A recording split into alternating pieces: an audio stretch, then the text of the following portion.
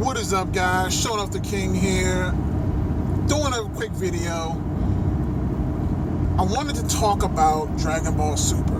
Now, I am probably one of the biggest Dragon Ball Z fans out there, period.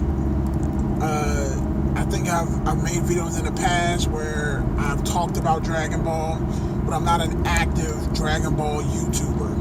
I watch every week. I follow the manga. I collect. Literally, Dragon Ball has been in my life for 20 years almost. It's legit, like 20 plus years. I am of the age where I grew up watching Dragon Ball and I never stopped. So,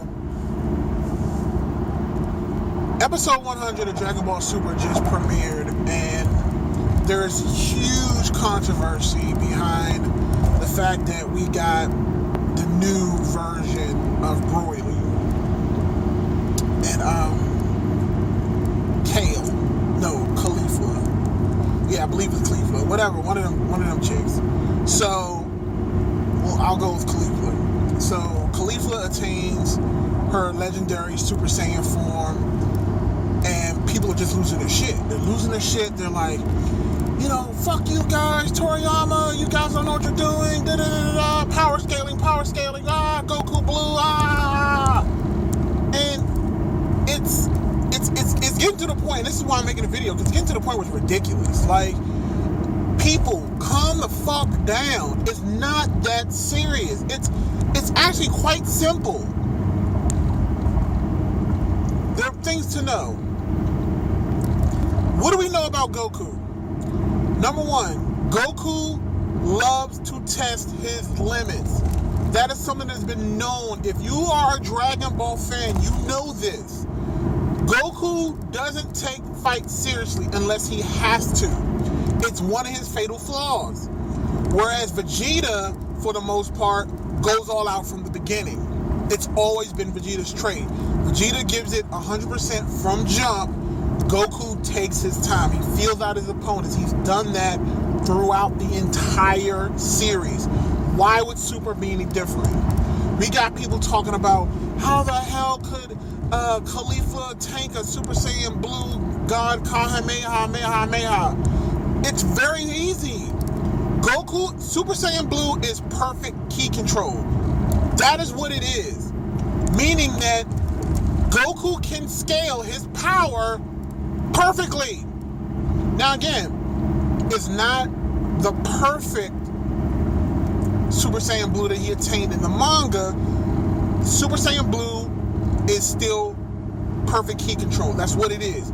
The regular Super Saiyan levels are power increases. Super Saiyan Blue is a power increase, but it comes with perfect ki control. And that is the key to this entire situation.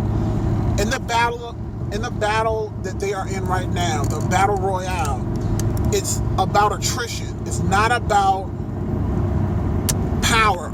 The Tournament of Power is not just about power. It's about attrition. It's about strategy. Goku is not going to just come in, go full power from jump, and try to kill somebody, because you can't kill anybody. So, of course, he's going to hold back when he's in his fights. And again, this is exactly what happened with Khalifa. It's as clear as day. So when you see Goku hit her with a Kamehameha Blue, he's testing her out to see what her limits are. So as he's hitting her with it and she is clearly tanking it, he says, I'm going to let out more power. He says that, indicating that I'm not using my full power. I'm going to let out more power. So why is it so hard to understand that she couldn't tank a Super Saiyan Blue Kamehameha? And on top of that, why are you gauging her to Broly? Broly is not canon. That has been proven. So when Khalifa shows up, nor Goku or Vegeta or anybody else says, oh my God, that's Broly. She's like Broly. No. Meaning that Broly is no longer canon. He never was canon. And this has confirmed it.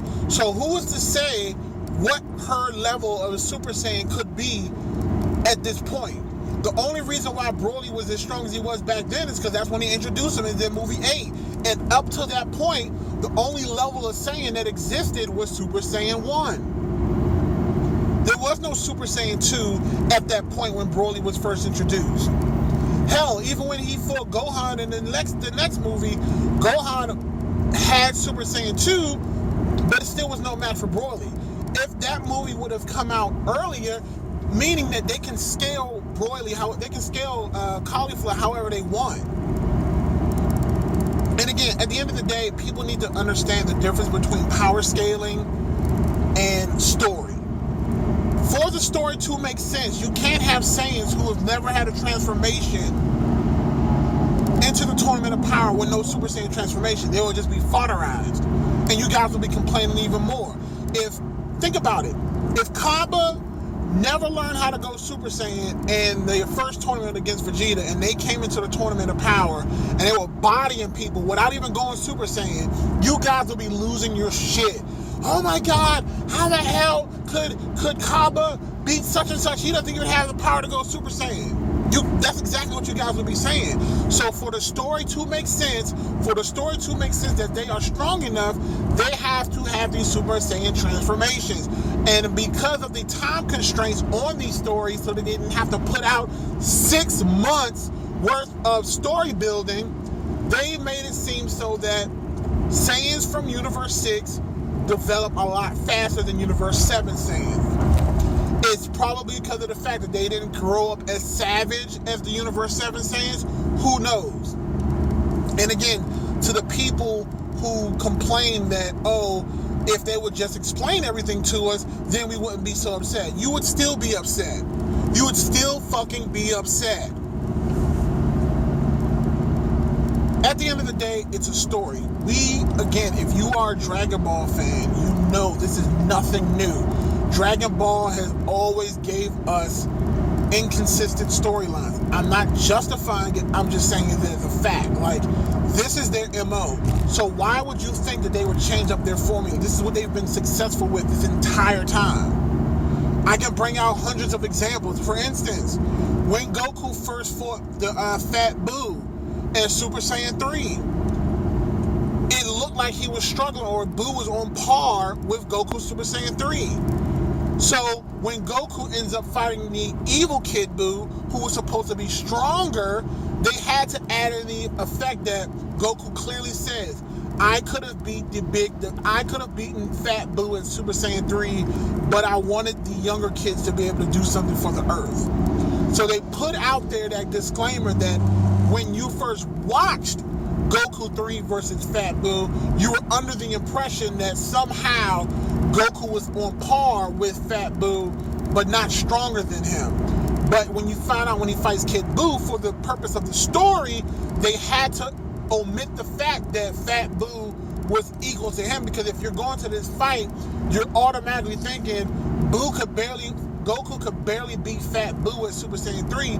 How the hell is he supposed to stand up to Kid Buu? So they add in the details that says, I could have beaten Fat Buu, but I wasn't really trying. How is this any different? This is no different.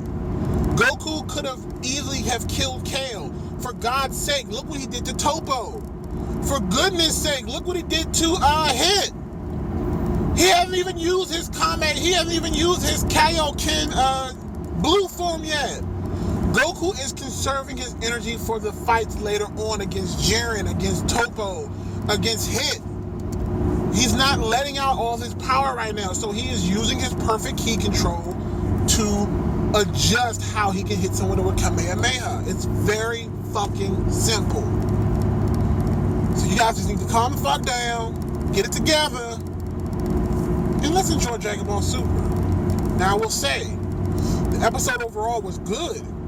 The only complaint that I have is you guys got to do something about the animation. I mean, for episode 100, I expected, some top level animators to come in here and do some like great artwork and some animation, and I didn't see that. Like, I joke because I can't remember who had the video, but maybe it was Rhyme Style. I can't remember, but I was watching someone's video on Dragon Ball Super. They were doing the discussion video, and they compared the whole scene where Caulifla is bashing Goku in the ground like like Hulk did Loki. And it was funny because they said that she was hitting him so hard that she knocked the fidelity out of his animation.